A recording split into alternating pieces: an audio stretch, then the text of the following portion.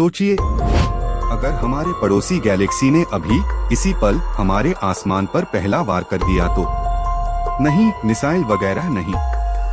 ये वार होगा खामोश पर ब्रह्मांड हिला देने वाला। दोस्तों, सीट कस लीजिए, क्योंकि आज हम देखने वाले हैं हमारे घर की छत, तारों भरा आकाश कैसे हिल सकता है और कौन सी अदृश्य ताकतें इसे खींच रही हैं।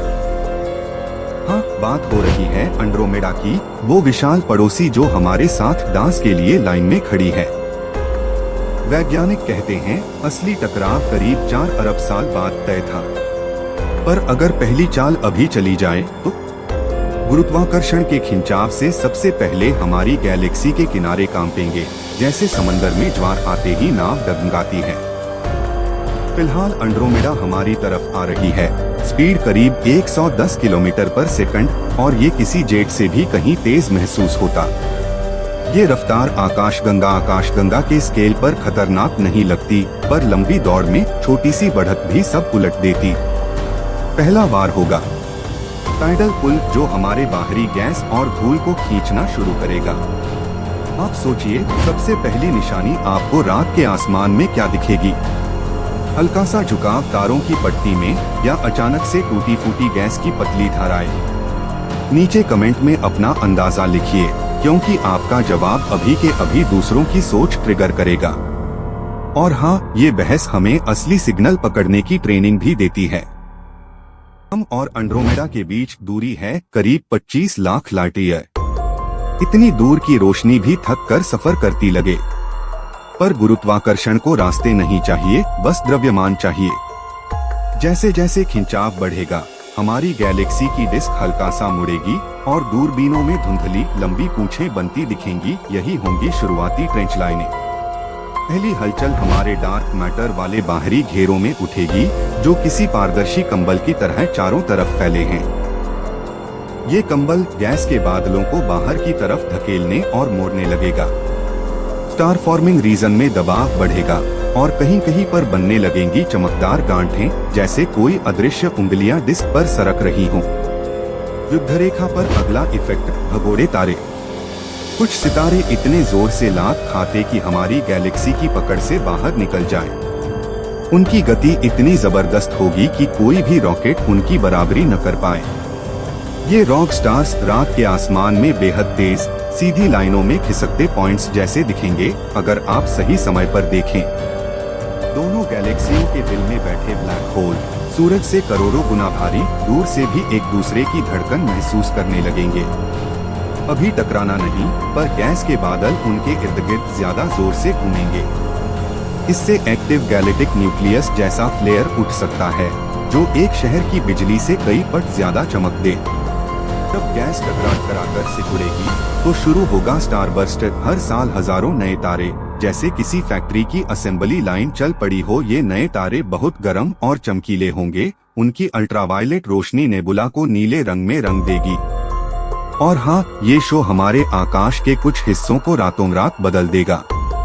इतने सारे गरम तारे और हाई एनर्जी कण हमारे सोलर सिस्टम पर रेडिएशन का दबाव थोड़ा बढ़ा सकता।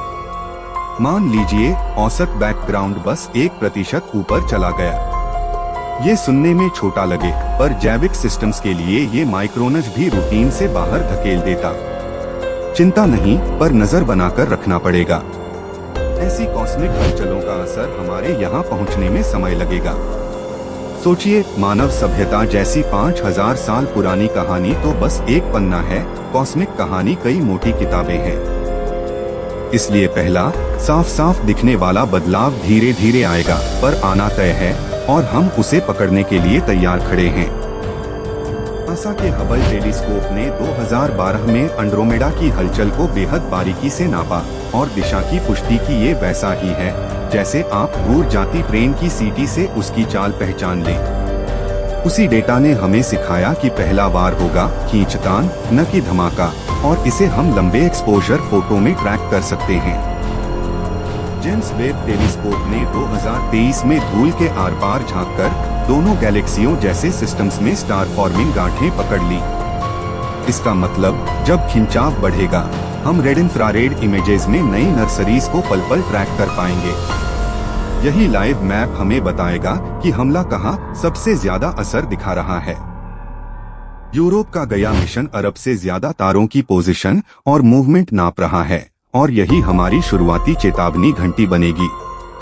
जैसे ही डिस्क हल्की सी टेढ़ी होगी, ये डेटा छोटे छोटे झुकाव पकड़ लेगा। दोस्तों, यही वो नक्शा है जिसमें गुरुत्व का पहला वार उभरेगा बिना किसी शोर शराबे के। इसरो का एस्ट्रोसैट 2015 से अल्ट्रावायलेट और एक्सरे में एक्टिव रीजन पर निगाह रख रहा है, जो स्टारबर्स्ट के शुरू होते ही उफान पर होंगे। इंडियन ऑब्जर्वेटरी की ये नजर नासा और यूरोपीय डाटा के साथ मिलकर हमें मल्टीरंग में एक ही कहानी सुनाएगी। कहाँ गैस सिकुड़ रही है और कहाँ तेज हवाएं उठ रही हैं। सुपर कंप्यूटर सिमुलेशन हमें दिखाते हैं कि पहली पासिंग में डिस्क में लहरें उठती और बार जैसी स्ट्रक्चर उभरती। हम इन रनों को असली आसमान से मैच कर हर फ्रेम पर टाइमलाइन लगा सकते हैं। एडिट में आप देखेंगे रियल फुटेज और सिमुलेशन का स्प्लिट स्क्रीन, ताकि हर दावा साफ साफ नजर आए। कोई अंदाजा नहीं, सिर्फ सबूत। हमारा सोलर सिस्टम ओर्ट क्लाउड नाम की बर्फीली सीमा से घिरा, जो करीब 1 प्रकाश वर्ष दूर तक फैली मानी जाती। पहला वार आए तो यही बादलों सी ढाल धूमकेतुओं को भीतर फेंक सकती है। अच्छे से मॉनिटर करें तो हम पहले ट्रैक करके ग्रहों को बचाने के तरीके समय रहते एक्टिवेट कर सकते हैं। अगर कभी मानवता को सेफ हाउस तक शिफ्ट होना पड़े तो 0.1% लाइट स्पीड भी बड़े काम की साबित होगी। सुनने में छोटी लगती है, पर इंटरस्टेलर दूरियों पर यही फर्क मिशन को संभव बनाता है। प्लान यही रहेगा, बहुत बड़े खुद मरम्मत करने वाले शिप्स जो पीढ़ियों तक सफर कर सकें और रास्ते में संसाधन उगा लें। ध्यान रखिए, हमारा रोज का आसमान भी देरी से पहुंचता है। सूरज की रोशनी को यहाँ तक आने में करीब 8 मिनट लगते। तो गैलेक्सी लेवल सिग्नल्स की देरी आपको चौंकाए नहीं, ये नेचर का नॉर्मल है। हमें बस स्मार्ट ट्रिगर्स चाहिए, कहाँ देखें, कब रिकॉर्ड करें और किस पैटर्न को अलर्ट माने।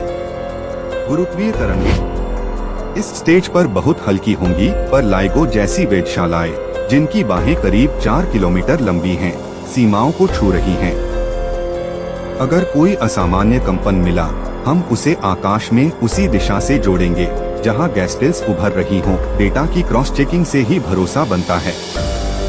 लंबा गेम यही कहता है, सली विलय को होने में लगभग 4 अरब साल लगेंगे, इतना समय कि महाद्वीप नई शक्ल ले लें। पर पहली चाल अभी हो तो हमारी जनरेशन भी सुराग पकड़ सकती है। रात के फोटो, अमेचर वेधशालाएं और स्कूल प्रोजेक्ट सब मिलकर इस कॉस्मिक कहानी को लाइव डॉक्यूमेंट कर सकते हैं। तो दोस्तों, अगर पहला बार आज से शुरू हो, क्या आप आसमान देखने की अपनी आदत बदलेंगे? आप किस सिग्नल को सबसे भरोसेमंद मानते हैं?